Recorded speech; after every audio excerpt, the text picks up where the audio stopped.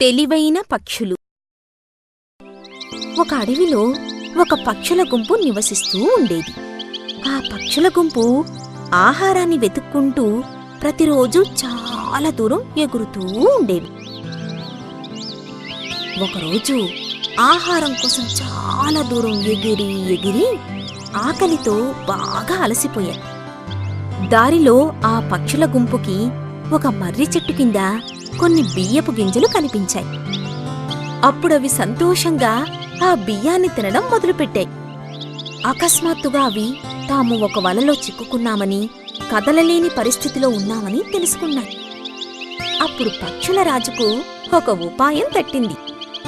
అప్పుడు ఆ పక్షుల రాజు మిగతా పక్షులతో, మనమందరము ఈ వలతో సహా పైకి ఎగురుదాం, లేకపోతే మనమంతా అపాయంలో చిక్కుకుంటాం అని తన ఆలోచనను చెప్పింది.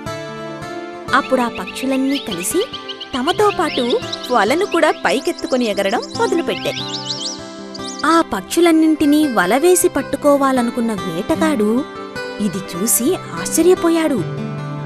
తన వల ఆ పక్షుల గుంపుతో సహా పైకి ఎగిరిపోవడం చూసి వాటి వెనుకనే పరిగెత్తడానికి విశ్వప్రయత్నం చేశాడు. కాని పక్షులు ఇంకా ఇంకా పైకి ఎగురుతూ ఉన్నాయి.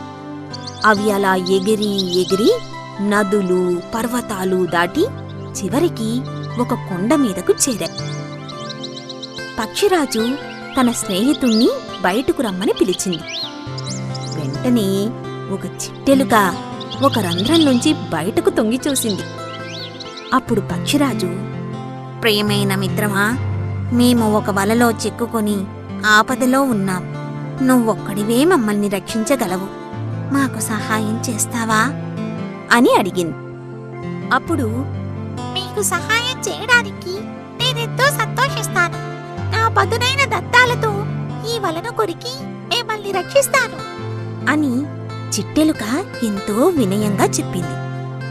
దాంతో పక్షుల రాజు తల ఊపుతూ, నా అనుచరులను ముందు విడిపించండి అని చిట్టెలుకతో అన్నాడు.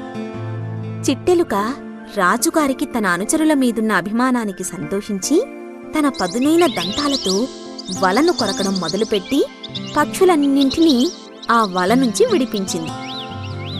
ఆ పక్షులన్నీ చిట్టెలుకకు కృతజ్ఞతలు చెప్పి తిరిగి తమ గూళ్లకు ఎగిరి వెళ్ళిపోయాయి. అలా ఎగురుతూ ఎగురుతూ ఆ పక్షులు ప్రేమాభిమానాలతో ఎల్లప్పుడూ తమను ముందుకు నడిపించే తమ తెలివైన రాజును పొగుడుకుంటూ తిరిగి వెళ్ళాయి. ఐకమత్యమే మహాబలము.